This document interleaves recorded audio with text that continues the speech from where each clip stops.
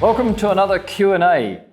This one is actually in the 101 area of water-fed window cleaning, like what causes streaks on windows, and we can define that. But if you do like this Q&A, I want you to click subscribe over in the YouTube channel. Maybe you'll watch it on Facebook, but we also have the Reach It Workshop in YouTube. And you could subscribe there and click all on the little alarm notification. And then every time we release one of these, which we try and do 3 or 4 a week, I think, something like that, then you'll get a notification from YouTube that there's another Q&A, and then you can work your way through it, by the title. We try and get that title pretty accurate. So this one also should be in your training manual if you're putting new guys in, right? So what a streak is not a spot and not a scratch. We have another video on spots and we have another video on scratches. But a streak is basically you've cleaned the window and then there's a run of dirty water that runs down the window, or multiple runs of dirty water down the window. And when that run dries, you see this gray line, which is a streak. And it may go all the way to the bottom, or it may stop halfway down, or whatever, depending on how fast the water evaporated or how much water was in the original run. Now, there are several causes for this. The most likely cause is a rubber seal or a putty seal. If the glass is being held in with putty, or it's being held into the frame with rubber, and the seal has been compromised. So now there's a cavity. If this is the window, and then this is your seal, and then there's a cavity in here, right? So when you're using, whether it's water-fed or squeegee can also have the same problem from the mop, that the water goes up into the cavity, and you're cleaning the window, and then you finish and you move on to the next window, and the window looks good, and you can't see a run, right? If you can see a run there, you can go back and just rinse the window again, especially where you saw the run, but stay away from the top 1 inch of the window, and that would normally fix that one. But the worst one is where you've already walked away from the window, and most of the window has dried, and then there's a run or a streak. And what causes that is that it's called capillary action. The surface tension of the water is so strong that in this little cavity that we've imagined here, the surface tension, the water is in there like that, and the surface tension of the water is holding that drop of water or the quantity of water up in the cavity. And then what happens is the outer surface of the water still evaporates, and it gets smaller and smaller into that cavity, and at some point the surface tension is no longer strong enough to hold the water in the cavity, and so whatever's water's left, it runs down, and because it's in a cavity, it's always dirty. Yeah, so it's very rare that you'd actually clean out the cavity of a broken seal with water-fed.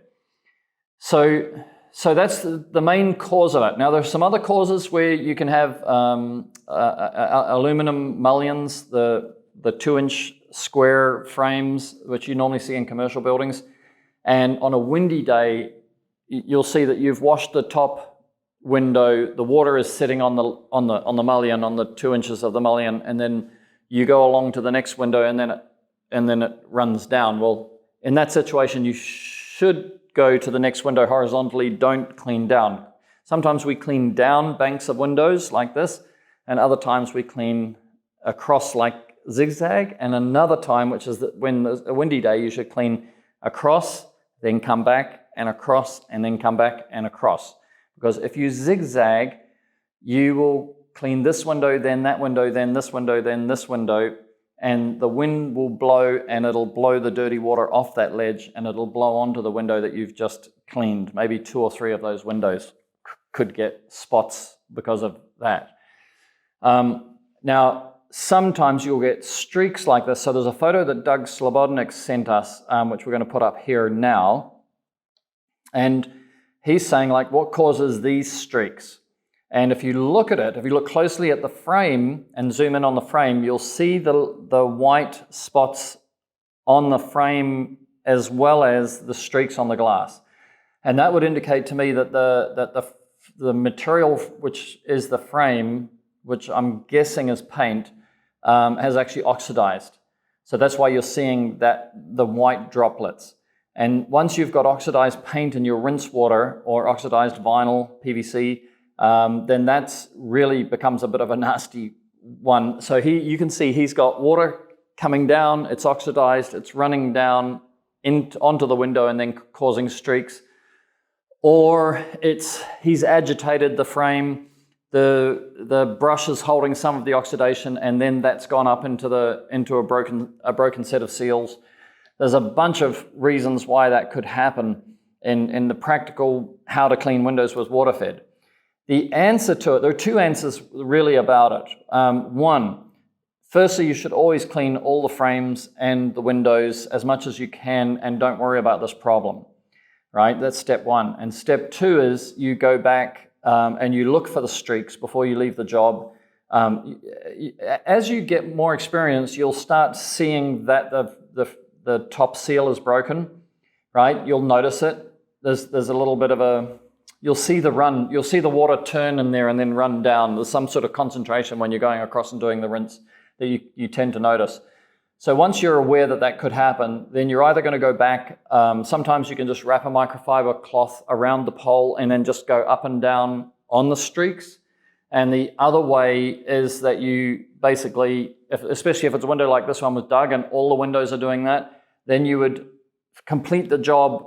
You could use tap water for all it matters, right? And then go to your pure water because you're actually going to leave the window dirty. You're not trying to, you're trying to make the frames clean and get the majority of everything off the windows except whatever's from the tap water or whatever. So then you're going to use pure water and then you're going to carefully miss the top inch, half an inch to an inch, right? And you're going to run across the top edge of the window without re-wetting where that broken seal is, right? So, and some guys will say you can't do that because you're leaving it a little bit dirty, but the customer can never see that, right? Because they look up into that top half inch, they're going straight into the shadow of the frame, so they don't see it. So it doesn't need to be perfect in that sense. Under these conditions, because this is a poorly maintained building, a poorly maintained window frame, right? And you're doing your best to clean the windows, but you're not there to take all you could stay there for 4 or 5 or 6 agitations and take all the oxidation off. That's another way to do it, if you want to spend that time. But in the traditional senses, you would just rinse and then just rinse the window. You don't have to re-agitate greatly. It's just one pass with the radial technique across the window, but just missing that top so you don't re-wet where that water could be held. So you're trying to leave that part dry, and then you've got yourself a happy customer, a clean window, and you have not lost too much time. We're talking like 5 seconds a window is the second time around, yeah? All right, so that is a complex but real and always present challenge for water-fed window cleaning. There's another way to do it, by the way, and that is, again, if it's ground floor, is just go back to mop and squeegee, but don't mop the top edge. If you know that problem is there, keep your mop a 1/4 of an inch away from the top as you go across the top edge, and then bring your squeegee out and cut that water down. And if you can switch to a squeegee rather than water fed, then you should be faster and you won't have the problem, right? Once you know you've got the problem. All right, how's that? I think we did good. All right, so we will see you in the next Q&A. Remember to click like and make a comment. If you hear something that impresses you or that you want to challenge or you think you can add value to somebody else by giving an alternate viewpoint, we welcome the alternate viewpoint. We welcome the conversation because that's how we grow as a community. It's really, really edifying and advantageous. And that's part of the reason why I try and make these Q&As is to get the conversation going. And then I might make another Q&A based on the conversation that we have from a Q&A like that. Okay? All right, we'll see you in the next one.